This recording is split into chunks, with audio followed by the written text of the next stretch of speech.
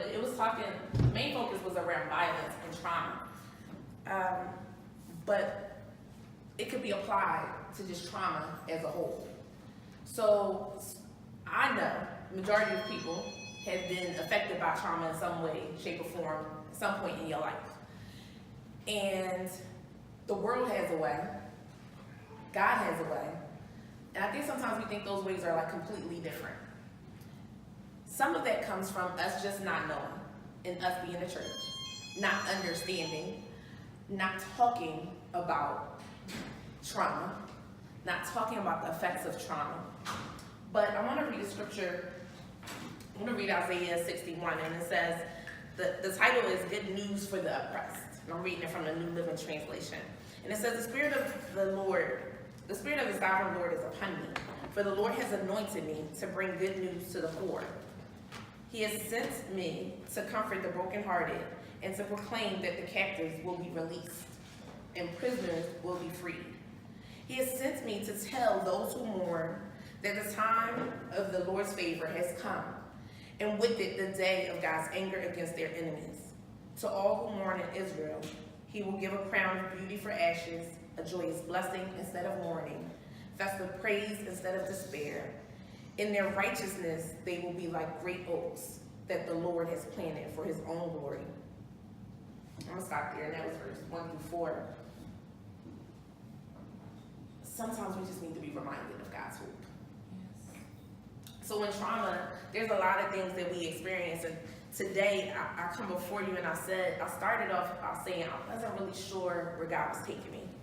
And so all week, I've been like stressing, like, all right, what am I gonna talk about? What am I gonna talk about? What am I gonna talk about? Praying, waiting, nothing.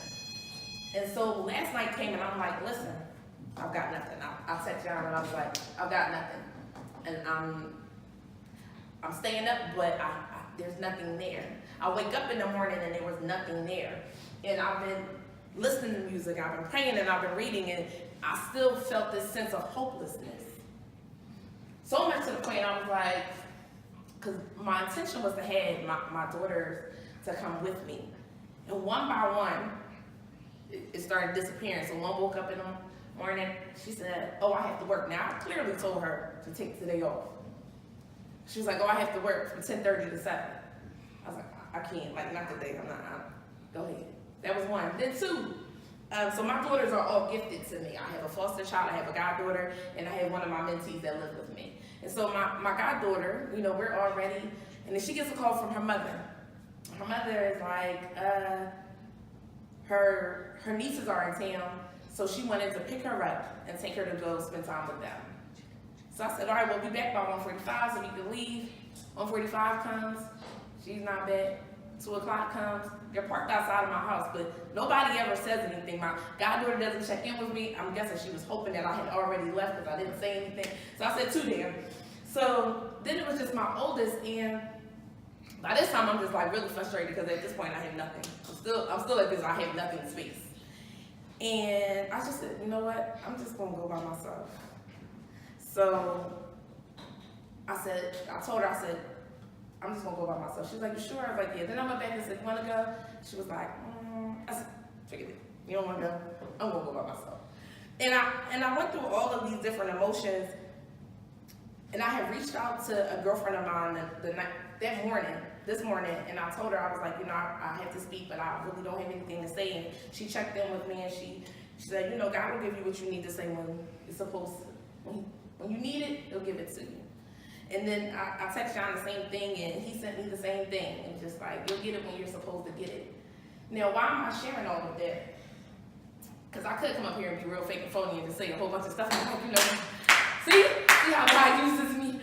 But as I was driving here, still unaware of what I was going to talk about, and I was playing that song that I played for you earlier, and I started to cry, and I was like, God, I'm just going to sit at your feet because I don't know what else to do.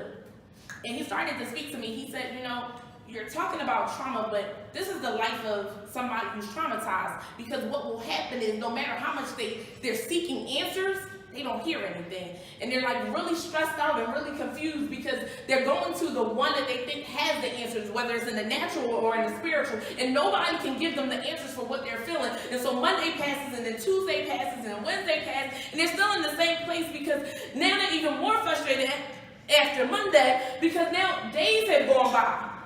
And nobody can help fix this problem that I have.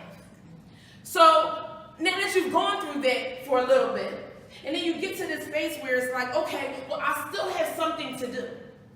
There's still responsibilities that are required of me. That people don't care what my trauma is. People don't care what I've been through and what I'm going through in this moment. They just want me to show up. So God said you have to show up. Despite the fact that you feel unprepared, despite the fact that you don't feel like you're ready, despite the fact that you got stuff going on in your life, he says you still got to show up. Because there are people waiting for you. They're waiting for me. And I'm using you. And I'm going to use your trauma, I'm going to use your experiences, and I'm going to use your problems to help them. Oh, because you thought it was about you. That's why you wanted to stay home today. Because you thought it was all about you. But it wasn't really about you, it was about me.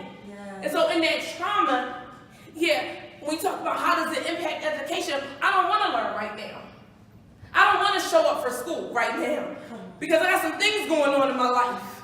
And you know, when I was seeking God and I was seeking that counselor and I was seeking my mom, nobody had answers. And that's all I can think about right now. So even though I have responsibilities, maybe all I'm going to do is just show up. Because I got nothing else. And God says to me, so when you show up, let me show out. Because it won't be about you in that moment. It'll be about me and what I can do and how I can do it. Because you connected this trauma to you. You connected those things that you went through and you experienced to you. And it was about you and you're blaming this person and that person. And I didn't show up and you felt left alone. But it was never about that. Because somebody needed to hear your story. Somebody needed to understand that at 13, when somebody decided to steal your virginity, you didn't give it away. But when somebody decided to steal your virginity, they shifted and changed your entire life. And you would replay that day over and over and over again. You would sleep with numerous men. Not because you wanted to, but because you thought that you could erase that moment. Because you never dealt with the trauma. Because who you going to tell at 13? Say it. Who you going to tell at 13 because you're embarrassed? Because you think it's your fault. Because it's the shame that's on you. But see, that's why God says, confess your sins one to another and pray for each other. That you may be healed. Yeah. See, the world, and I was reading something today, and the world says that you don't have to talk about it. Because it really doesn't make a shift. They haven't seen scientifically that there's a shift in the person that speaks about their trauma versus the person that doesn't. But I challenge you that God didn't put that in there by accident. And even though it says sins, because we can say whatever we've experienced, it wasn't a sin. I didn't do it. You know what I mean? It wasn't me. It wasn't my fault. But see, that's not where the sin is. That's right. The sin starts to come in when I start to worry. The sin starts to come in when I start to get angry at people and I hold on to those things. That's the sin. So when I start to confess those things, then I'm angry with him. I'm hurt by him. I worry and I doubt God constantly because of that situation. It's in that confession that you can pray for me. Yes. See, I'm not telling you because you need to know my business and not talking to God. He already knows what happened to me. But see, he wants me to share it so there's some accountability and you can help me. Yes. And now it restores trust not only in God but in man. Because I trusted you with something. And you prayed for me. And you saw me through because God feels like I need a support, not just with him, but I need a support down here. So as I'm talking to my pastor, as I'm talking to my best friend, as I'm sharing with my sister, I'm not just sharing it to share, but I'm sharing it because you're going to pray for me. Yes. All right. I'm going to share because there's some healing in that. I'm sharing it because there's no shame around it anymore. Come on, somebody. Because that's why the enemy doesn't want me to tell you. That's why the enemy will have them say, oh, it's the same mind whether you share or not. No, in the natural it may be. But in the spiritual there's something different going on.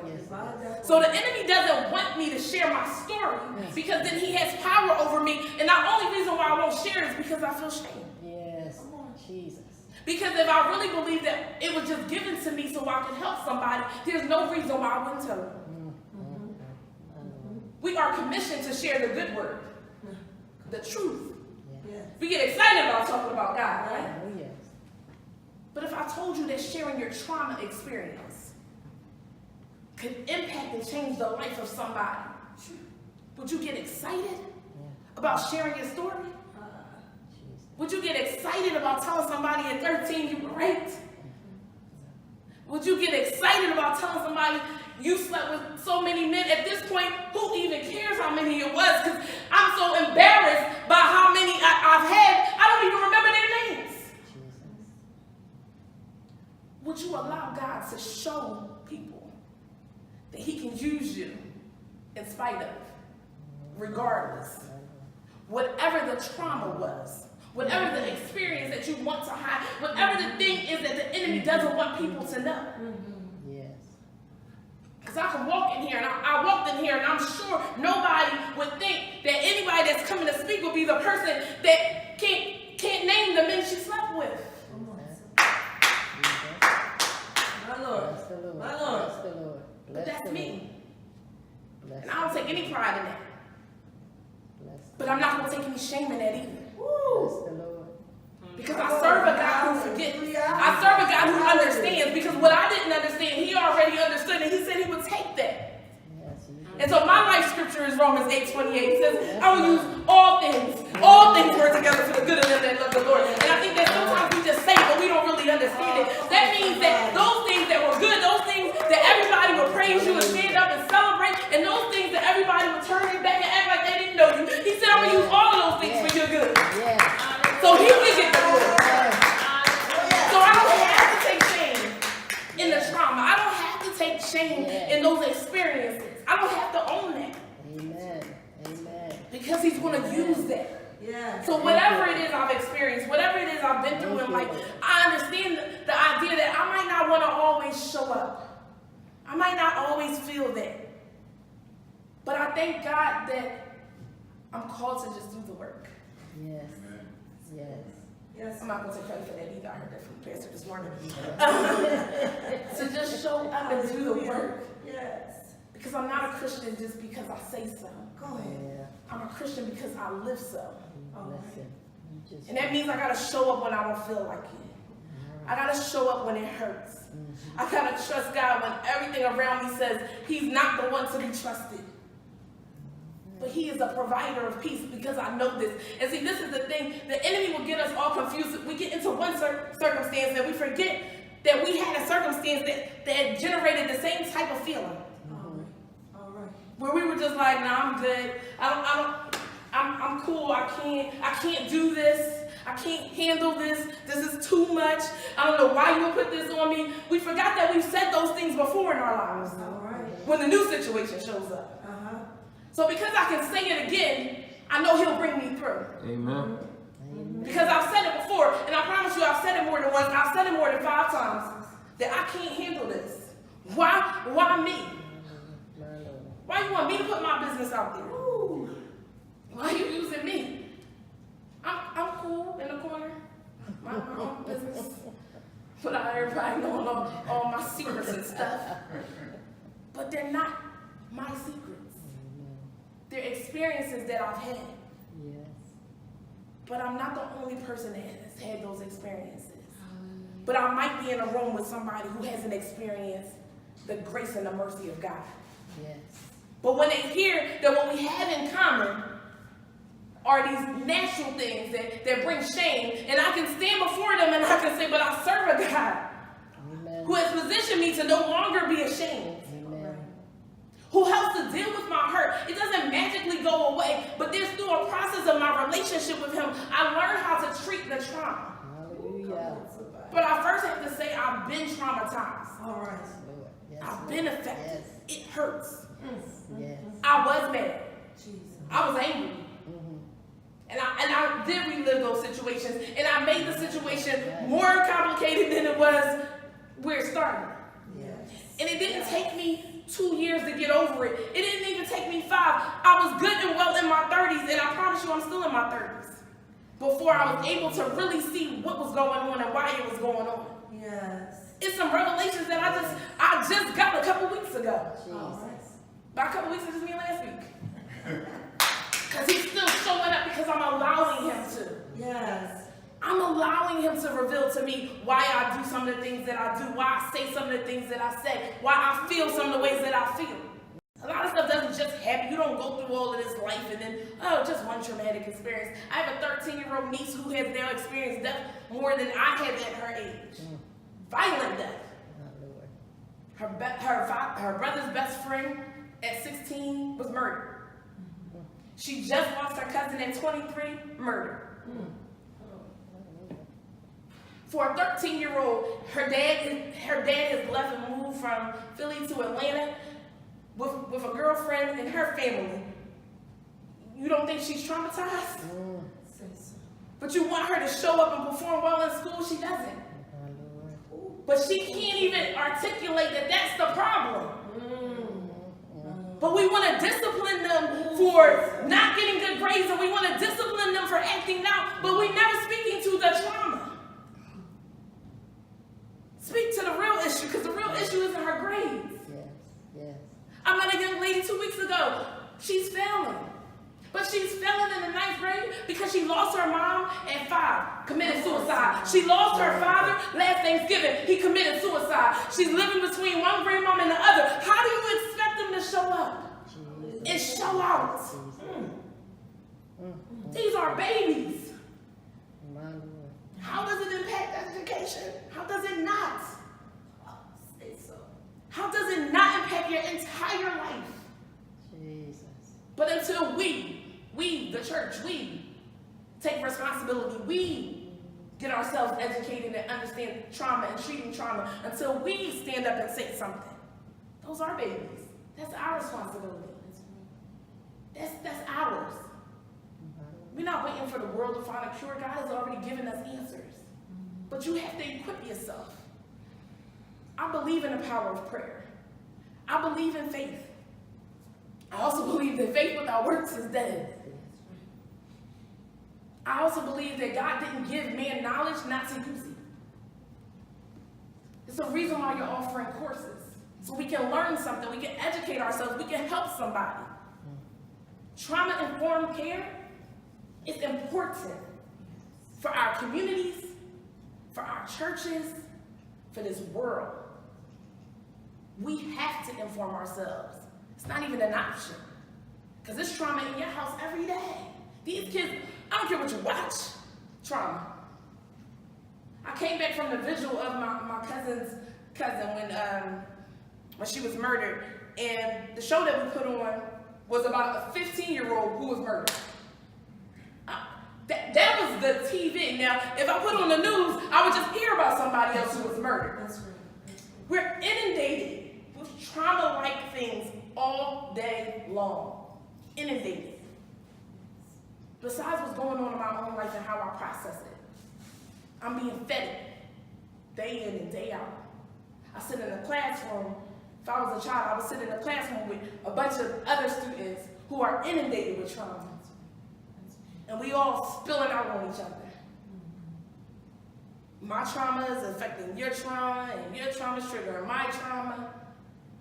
Just bouncing off of each other. Everybody bleeding out. And all we can do is put a Band-Aid on. Jesus. Prayer is not enough. It's prayer and something. That's right. Prayer and something. I can pray all day, and it's funny because I heard the pastor say this morning, he was like, it's one thing to say, like, oh, I'm praying for the Lord that you will get a home, and it's a whole another thing. We say, well, we can put this money together, and we can find you somewhere to live. Thanks for your prayers, but right now what I need is a house. Thanks for your prayers. Right now what I need is food. Thanks for your prayers. Right now what I need is some clothes on my back. Hallelujah. But see, our prayers, if we're honest with ourselves, that's our cop-out. That's our easy way out. I did my duty. I prayed for them. Anybody can pray. Everybody somebody won't do. So will you do is the question. What will you do with the information? What will you do with the calling? What will you do with the questions at hand? There's an entire community that needs healing. And they're waiting. They're waiting for God to show up. They're waiting to see the manifestation of God in somebody else's life to give them back hope. They're waiting for the restoration of peace in their life. But you have these answers, and we're inside. We're not outside. It's true. It's true. Because here, like you said, it's a hospital. You come here to get healed. But I got to know that there's healing here. The reason why people choose what hospitals they go to is because they know which ones work the best. Which one has the best recommendations. Which ones have the best ratings. So I'm going to go to the hospital that I live near. It was called Misericordia. They used to call it Killicordia. Right? So nobody in my neighborhood ever wanted to go to Killicordia. They wanted to go to University of Penn. Because of what they heard about University of Penn. Because people talked about University of Penn. Because of the results of University of Penn. So they didn't want to go to Killicordia. Because every time somebody showed up there, they didn't come back. They have to know. But they only know that there's healing going on when you go out and tell them. When you share with them, when you speak to their needs and say, listen, I know you're bleeding out. I was bleeding out soon. But let me show you how God worked this thing out in my life. I don't care if you never come to my church, because I'm the church. Amen. Come on. I don't need you to come to the building because I've already shown up. Yes. The hospital is right here. Yes. Amen. Because he works in and through me. So I know if you are in need of something, he's going to show up right here while we're here. Amen. What you need? Amen. We're waiting for somebody else. We're waiting for all of these other answers. And God says, I'm right here and I've already equipped you. I've already given you what you need. So you want to learn about trauma, you want to know how it impacts. Let me show you how there's no way that it doesn't impact. So now let's just figure out, how do we help? Where are we needed? What do we have to do? That's what trauma-informed care is all about. Figuring out how you can be used. And with that, I'm sorry. I just want to... Hallelujah.